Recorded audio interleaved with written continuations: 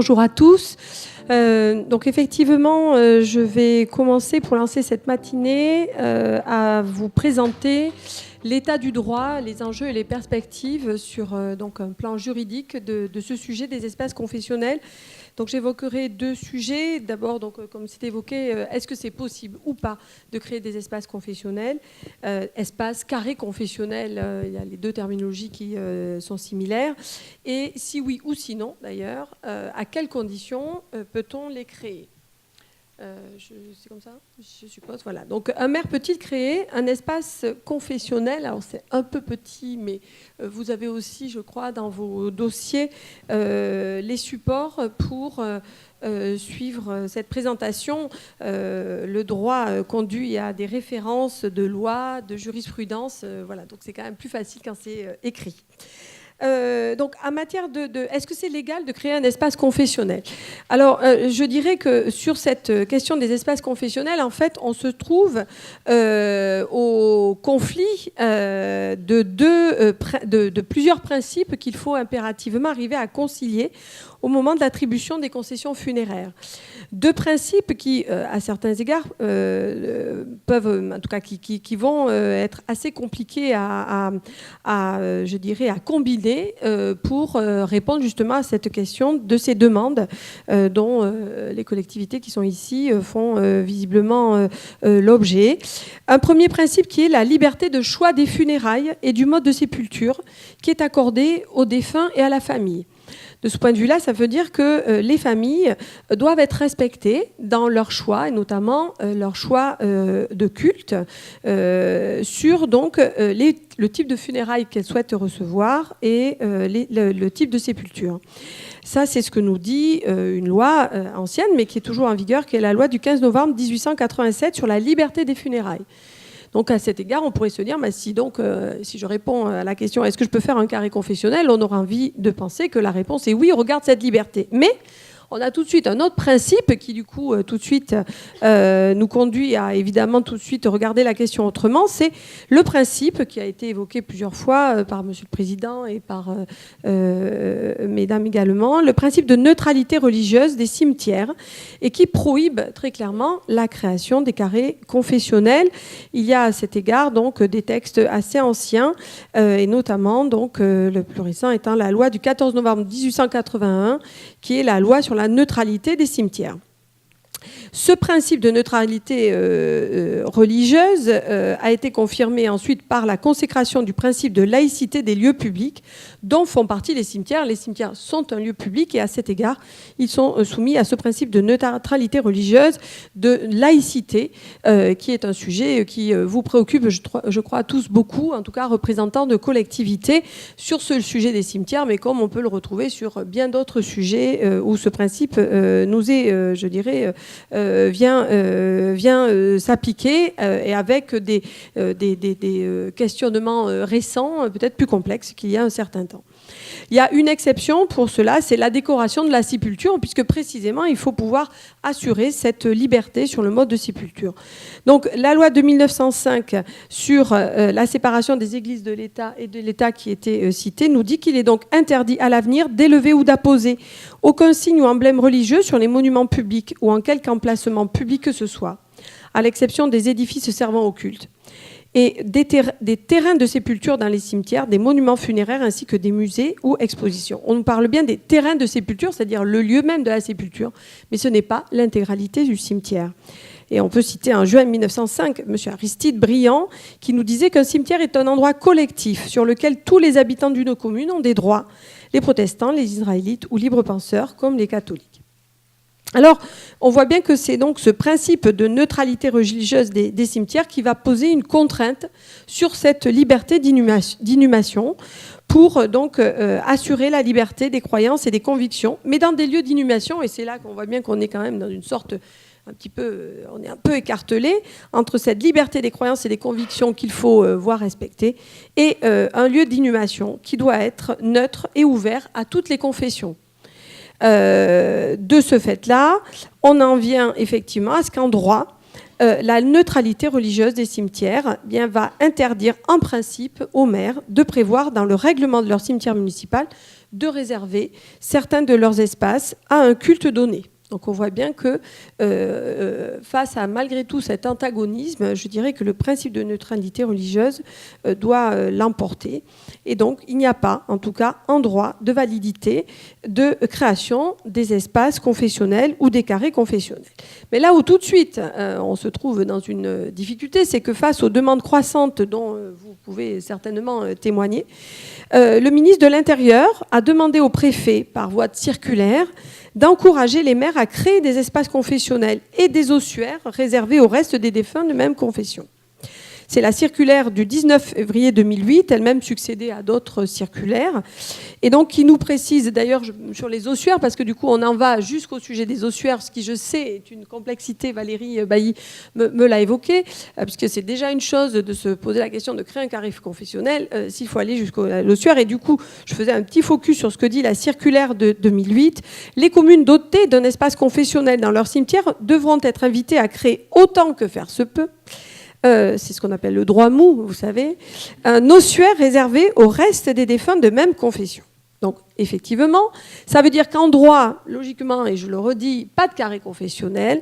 En pratique, les maires sont encouragés par l'État à créer des carrés confessionnels, malgré l'interdiction que pose la loi. Alors là, vous allez me dire, c'est quoi, mais qu'est-ce que c'est que le droit ? C'est vrai que c'est compliqué. Alors, la circulaire du ministre de l'Intérieur, alors, si je veux faire du droit un peu plus avant que ce que vous avez sur les transparents qui vous sont projetés, vous savez ou vous ne savez pas, peut-être vos cours de droit sont loin derrière vous ou proches pour certains, une circulaire n'est pas censée créer du droit. Donc une circulaire, ce n'est pas la loi, ce n'est pas non plus un décret, puisqu'elles ne sont pas censées ajouter à la norme législative et réglementaire. Pour autant, elle témoigne bien souvent quand même d'un état de la société ou de besoins. Et je crois qu'à cet égard, la circulaire a cherché à répondre à un besoin, à aider sans doute les maires. Mais pour autant, effectivement, le droit doit être respecté par les maires. Donc c'est assez compliqué parce que cette circulaire, on pourrait se dire à certains égards qu'elle est illégale. En tout état de cause, elle montrerait, si vous la respectez, néanmoins d'une bonne foi et d'une volonté d'essayer de faire les choses, je dirais, dans un cadre qui soit le plus net, peut-être le plus propre possible. Alors, je le disais, elle répond effectivement à deux enjeux de taille. Alors, elle essaye de se motiver, de trouver une validité, parce que je pense que le ministre sentait bien qu'il faisait quand même un petit grand écart. La demande croissante à satisfaire les familles des défunts qui souhaitent bénéficier d'un espace confessionnel. À cet écart, le droit n'est pas si éloigné de nos préoccupations, puisque le Conseil d'État lui-même, dans son rapport annuel, donc quand même la plus haute juridiction administrative, en 2004, relevait les choses assez strictement, mais malgré tout avec un certain réalisme. Il nous disait « L'institution de carré confessionnel dans les cimetières n'est pas possible en droit ». Donc le Conseil d'État est assez clair. Toutefois, en pratique, ces derniers sont admis et même encouragés par les pouvoirs publics, en l'occurrence le ministre, afin de répondre aux demandes des familles de confession musulmane notamment. Et puis, pour essayer de se donner peut-être une bonne conscience, le ministre évoquait un questionnement sur la légalité de l'interdiction des carrés confessionnels au regard de la Convention européenne de sauvegarde des droits de l'homme. On en va jusqu'à chercher du coup la Convention, le droit européen, et son article 9 sur la liberté de conscience et de religion. Bon. Sans trop nous égarer, la circulaire donc, du ministre de l'Intérieur de 2008, elle pose néanmoins, elle n'est pas non plus où il s'en posait des difficultés au regard, et on le sait puisque en pratique c'est une chose de vouloir effectivement faire preuve d'un certain réalisme et de satisfaire ces demandes, mais je sais que vous êtes confrontés quand même à un certain nombre de difficultés dans la gestion des cimetières. Il y a une saturation du nombre de sépultures occupées dans les cimetières, d'où d'ailleurs on en parlait avec monsieur tout à l'heure, tout le sujet de la récupération effectivement des tombes abandonnées. Mais en tout état de cause, je crois, et en milieu urbain particulièrement, vous êtes effectivement confrontés à ce sujet de la saturation. Donc déjà que c'est saturé, s'il faut en plus réserver au sein des cimetières saturés des espaces confessionnels, on voit bien quand même la quadrature du cercle. Le respect des règles de sécurité sanitaire, s'agissant des prescriptions rituelles en matière d'inhumation, ça je dirais que c'est quand même quelque chose qui doit être rappelé, le Conseil d'État le disait lui-même, mais bon, qui est quand même peut parfois questionné dans l'esprit qui est recherché au travers de la création de carrés confessionnels. Mais ça me paraît tout à fait pouvoir, enfin ça me paraît pas rédhibitoire. Et puis d'autre part, mais j'y reviendrai après, l'insécurité juridique, malgré tout, que ça laisse au maire, parce que si vous créez un carré confessionnel, ça vous jette tout de suite dans des petites difficultés sur, oui mais d'accord, j'ai créé le carré confessionnel, mais du coup derrière, je fais comment ? Alors justement, la circulaire du ministre, le ministre a fait preuve quand même de réalisme. Pardon, j'ai pas passé en fait les... Ah si, vous l'avez fait. C'est sympa, j'avais complètement oublié. Puisqu'il vous dit, bon, en gros, en droit, on ne peut pas. C'est quand même recommandé. Alors, je vais vous donner quand même quelques petites idées et donc quelques conditions pour prévoir, pour créer un carré confessionnel.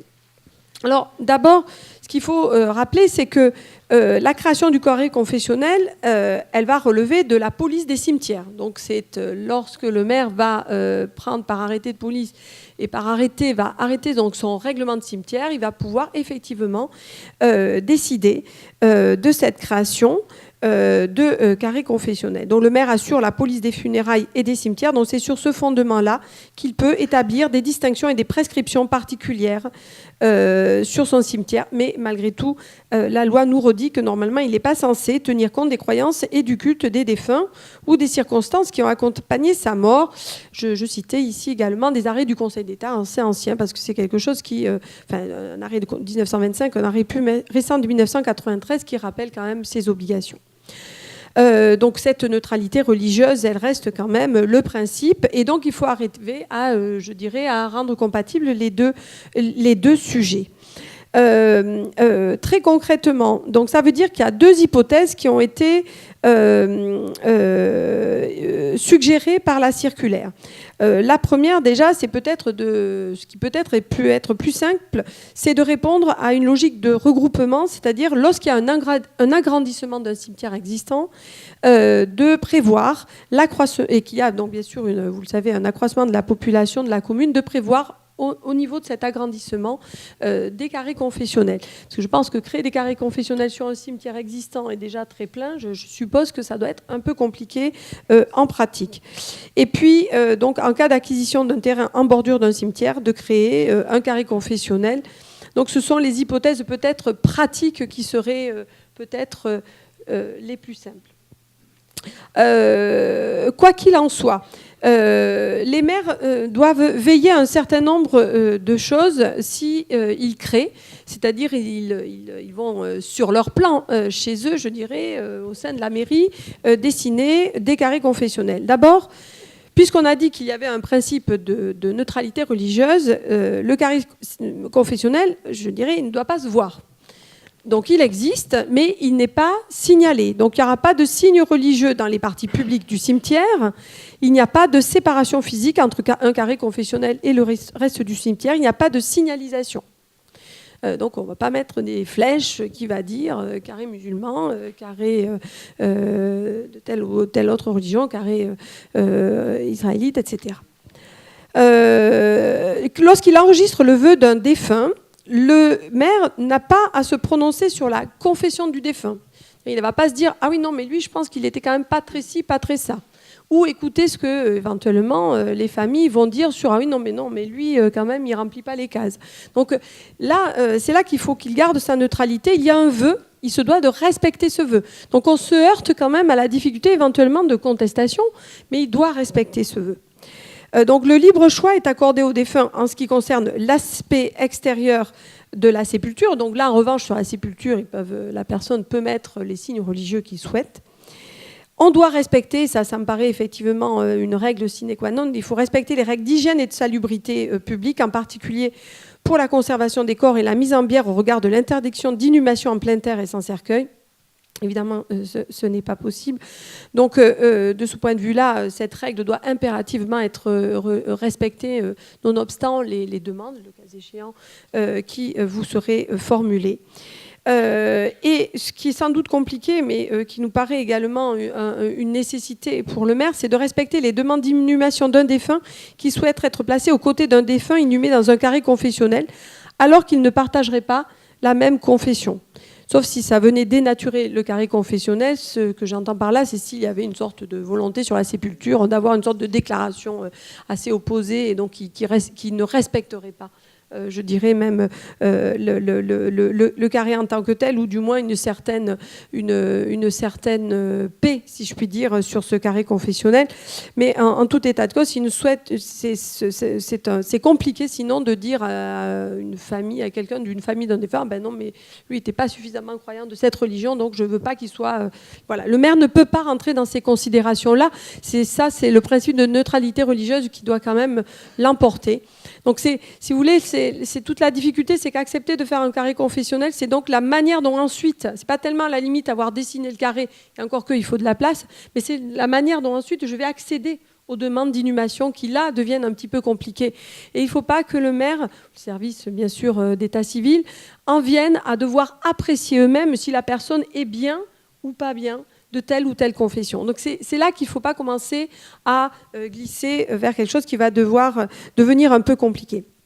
Et puis, c'est là qu'effectivement, on devient dans quelque chose d'un peu compliqué, c'est que lorsqu'il y a des corps qui sont exhumés d'un carré confessionnel, il faut, autant que c'est possible, pouvoir effectivement avoir dans l'ossuaire communal un ossuaire, une sorte d'ossuaire confessionnel. Sinon, ça devient un peu compliqué parce qu'à partir du moment où vous avez créé un carré confessionnel, vous avez en quelque sorte cette présomption de l'appartenance de la personne du corps qui serait exhumé à cette confession.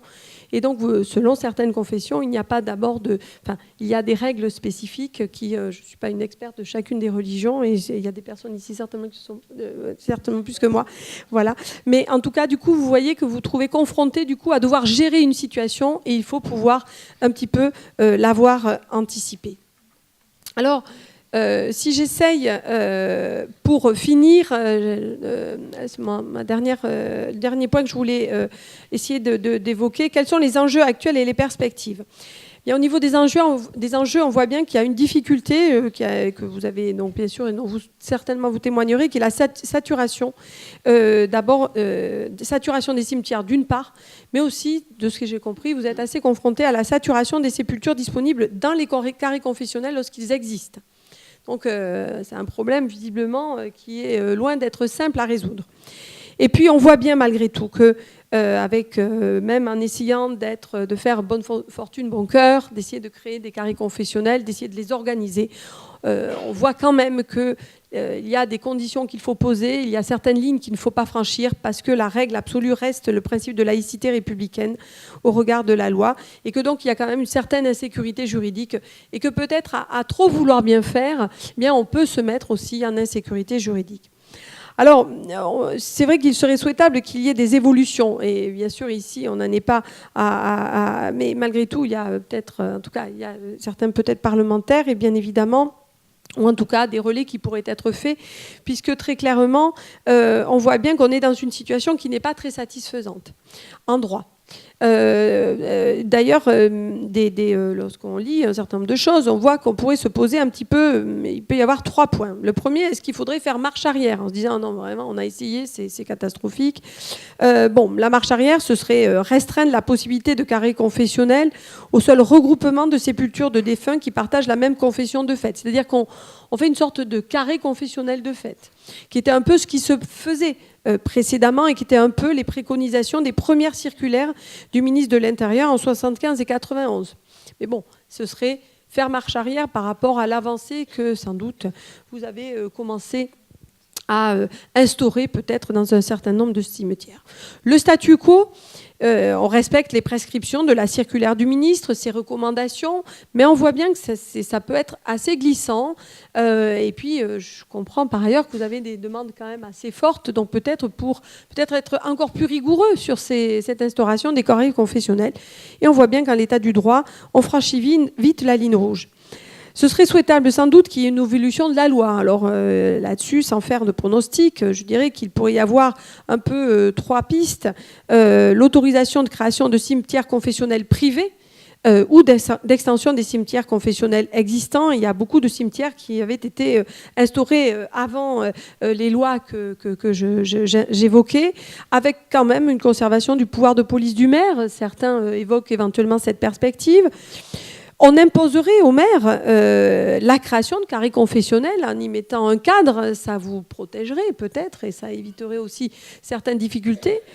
Et puis également, il y a un rapport de 2006, Machelon, qui évoque de modifier le Code général des collectivités territoriales, donc la loi, pour permettre aux maires de tenir compte des convictions religieuses des défunts, c'est-à-dire être beaucoup plus dans, je dirais vraiment, une appréciation des convictions de chacun, mais ce qui quand même me paraît quand même assez compliqué, mais pour permettre justement implicitement la création de carrés confessionnels, et peut-être davantage un développement autorisé dans un cadre intercommunal, puisqu'il y a peut-être là une manière de remédier plus aisément au problème de manque de place dans les cimetières.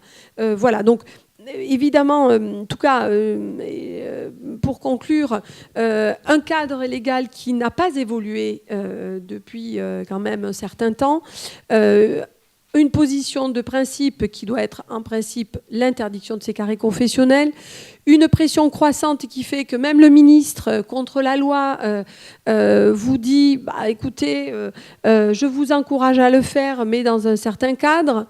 Pour rester dans le cadre et respecter la neutralité religieuse, c'est quand même un peu un grand écart parfois, et je suppose, mais sans doute pourrez-vous témoigner, et puis sûrement aussi les personnes qui sont ici, de la manière dont vous essayez de régler ces sujets, en essayant de ne pas franchir et de ne pas en venir vous-même à juger, parce que je pense que c'est ça qu'il ne faut surtout pas, c'est en venir à apprécier soi-même, maire, les services d'état civil, de la religiosité ou pas, et donc d'être trop intrusif sur cette question.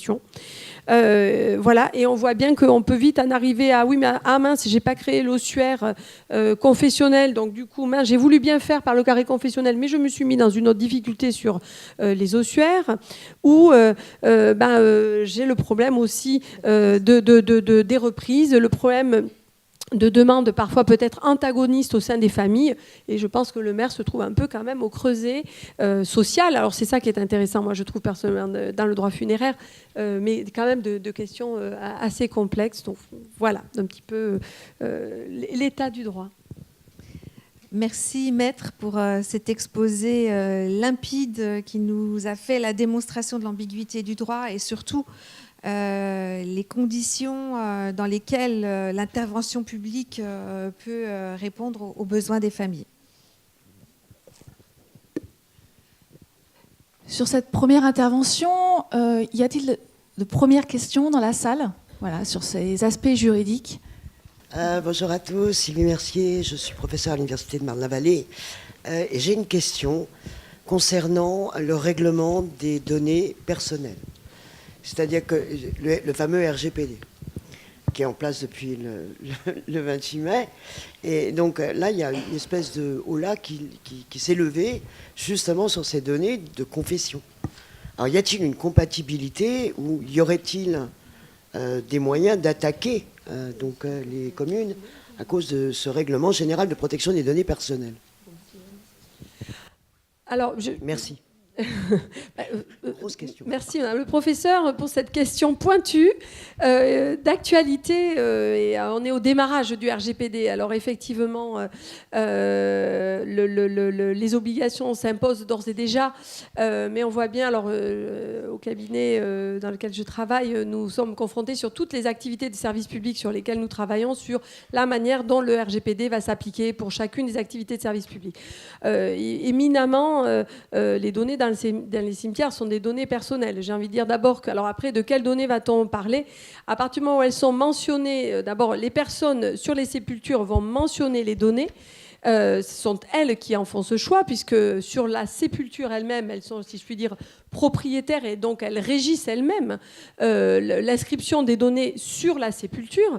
Peut-être parliez-vous des listes et éventuellement de la mention de la confession. Alors là, en revanche, effectivement, alors d'abord la liste, elle va être détenue d'abord par la collectivité. Je pense qu'effectivement, alors là, pour le coup, la disponibilité de cette liste pour toute personne qui la solliciterait me paraît vraiment une grande difficulté à partir du moment où, alors là, c'est une donnée personnelle et qui plus est si on y appose, parce que ce que vous suggérez, c'est que sur la liste, on y mentionnerait. Alors d'abord, à minima, sans doute, on verra figurer s'il y a un carré confessionnel que la personne a été inhumé dans tel ou tel carré confessionnel, ce qui est une manière implicite de faire état de sa religion. Mais à certains égards, puisque c'est la volonté du défunt d'être inhumé dans un carré confessionnel, puisque c'est uniquement dans ce cas-là que le maire pourrait y satisfaire, j'aurais envie de dire qu'elle a donné son accord. Alors, sans doute va-t-il falloir, messieurs, mesdames, les élus et services d'état civil, rajouter des mentions RGPD dans vos règlements de cimetière. Donc, peut-être là, vous l'avez déjà fait. Sinon, c'est évidemment sans doute une suggestion.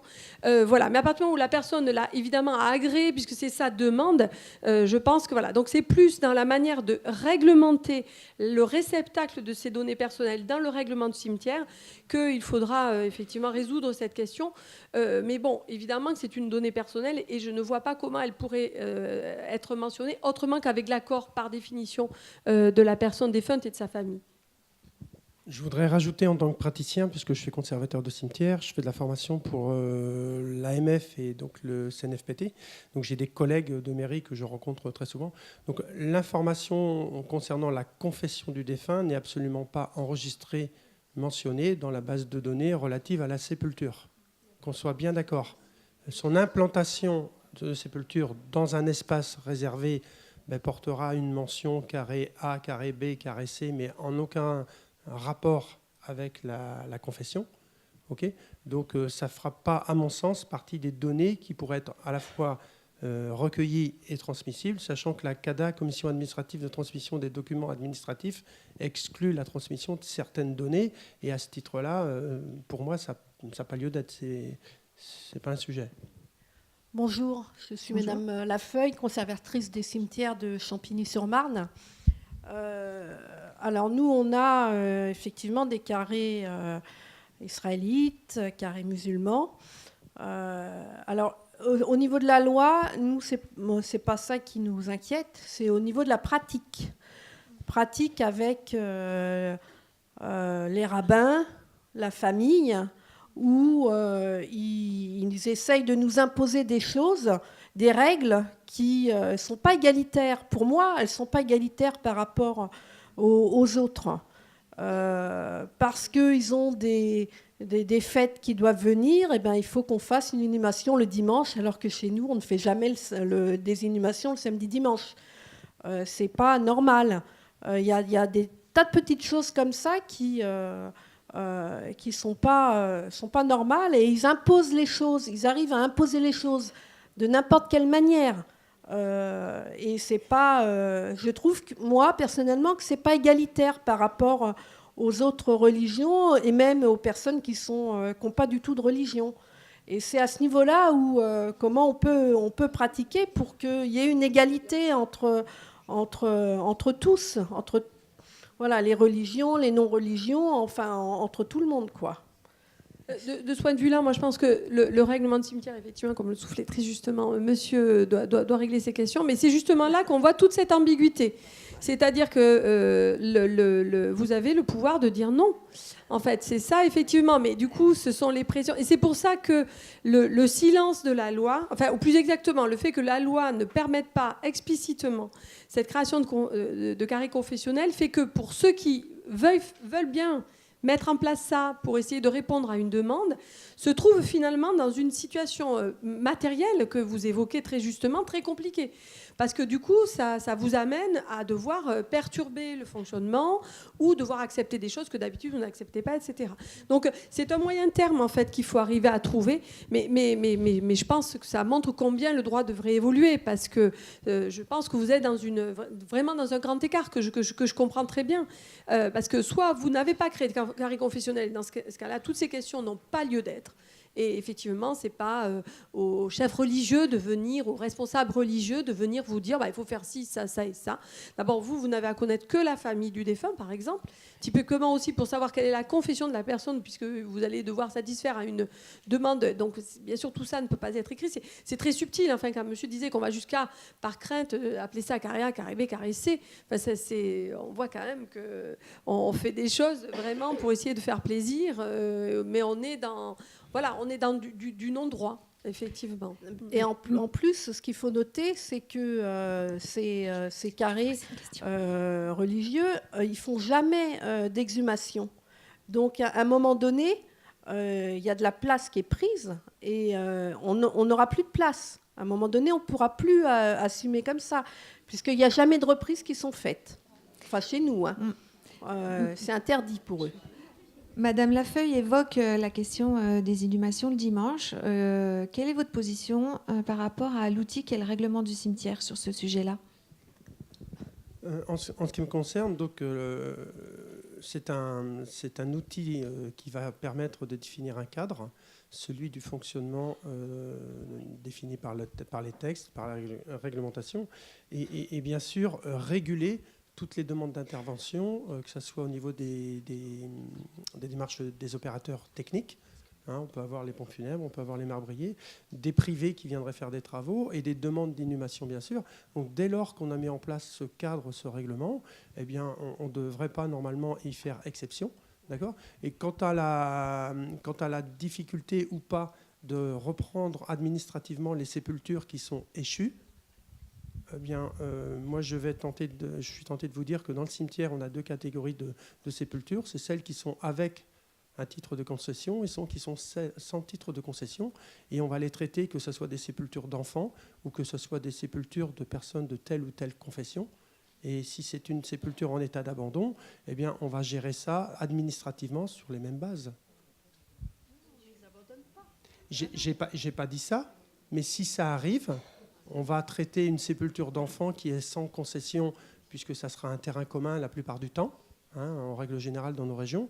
Eh bien, il y a plus de sensibilité sur l'approche, je le conçois. Si c'est une sépulture d'une personne de confession X, Y, peu importe, ça sera peut-être aussi un sujet sensible, mais administrativement, le maire, face à la problématique de manque de place, aujourd'hui, vous savez qu'on est à 703 000 décès par an, on nous en annonce à peu près 800 000 dans les quelques années à venir, et aujourd'hui, la crémation ne résoudra rien. Ces communautés, pour la plupart, ne sont pas favorables à la crémation, donc on va avoir également des reprises de terrain à gérer pour libérer des espaces, mais ces terrains qui seront repris seront éparpillés dans le cimetière, puisque les concessions qui seront arrivées à échéance ne sont pas toutes à la même date. Donc il va falloir penser à une réorganisation peut-être de son cimetière. Je ne vous parle pas des intertombes, des passe-pieds qui vont poser aussi des difficultés, la suppression des phytosanitaires. Donc on est dans une gestion, à mon sens, d'un ensemble. Et après, c'est la réglementation qui devrait s'appliquer au travers du règlement des cimetières. Je voulais poser une question. Est-ce que vous pouvez expliciter la différence entre les carrés confessionnels de fait et de droit, s'il vous plaît?